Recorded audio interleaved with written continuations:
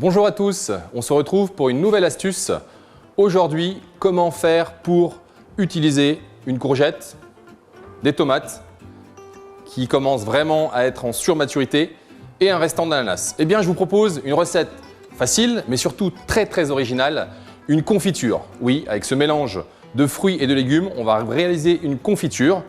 Bien sûr, la confiture, c'est toujours un moyen de recycler des fruits qui commencent à être abîmés, mais aussi des légumes. Donc je vais commencer tout de suite cette recette en détaillant ma courgette en petits cubes.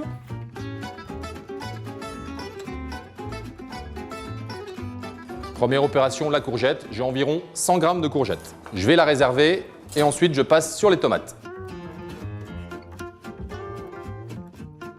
Comme pour la courgette tout à l'heure, je vais réserver mes tomates. Dernière opération et dernière découpe, l'ananas. C'est une recette vraiment très rapide et originale. Qui a déjà pensé associer des fruits et des légumes sur une confiture?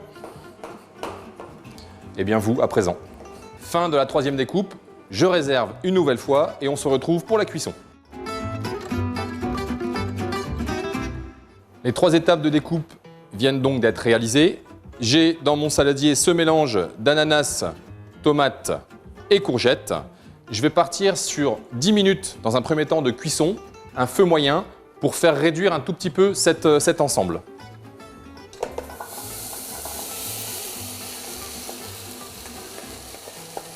Je dépose mes 3 ingrédients.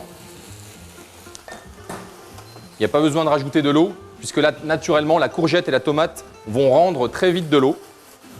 Donc une première cuisson de 10 minutes pour réduire un tout petit peu l'humidité de cette préparation, et ensuite une seconde cuisson qu'on retrouvera juste après. Après une première cuisson de 10 minutes, on observe que la réduction commence à s'épaissir, donc on a bien évacué l'humidité de la tomate. On peut donc passer à la deuxième phase. Je vais rajouter mes épices. Donc c'est là où je vous disais tout à l'heure une confiture vraiment originale. Je vais rajouter 2 clous de girofle. Je vais rajouter un bâton de cannelle en entier pour le faire infuser dans cette recette. Et je vais rajouter du sucre roux. Nous sommes en présence de fruits et de légumes très pauvres en pectine de fruits. Donc là, le risque, c'est que notre confiture soit liquide. Je vais donc rajouter en complément, éventuellement j'aurais pu mettre du sucre spécial confiture. Moi, je préfère rajouter un sachet d'agar-agar. L'agar-agar est un gélifiant d'origine végétale.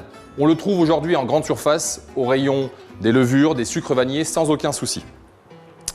Je mélange et je repars sur une deuxième phase de cuisson d'environ 20 minutes pour faire une nouvelle fois compoter mes fruits, mes légumes et mes épices dans cette confiture. La cuisson est à présent terminée et l'ultime étape reste la dégustation. Je vous souhaite une belle réalisation chez vous sur cette recette qui est vraiment originale. Encore une fois, la confiture, on peut associer le fruit, le légume, surtout cuisiner malin, gaspiller moins et régalez-vous.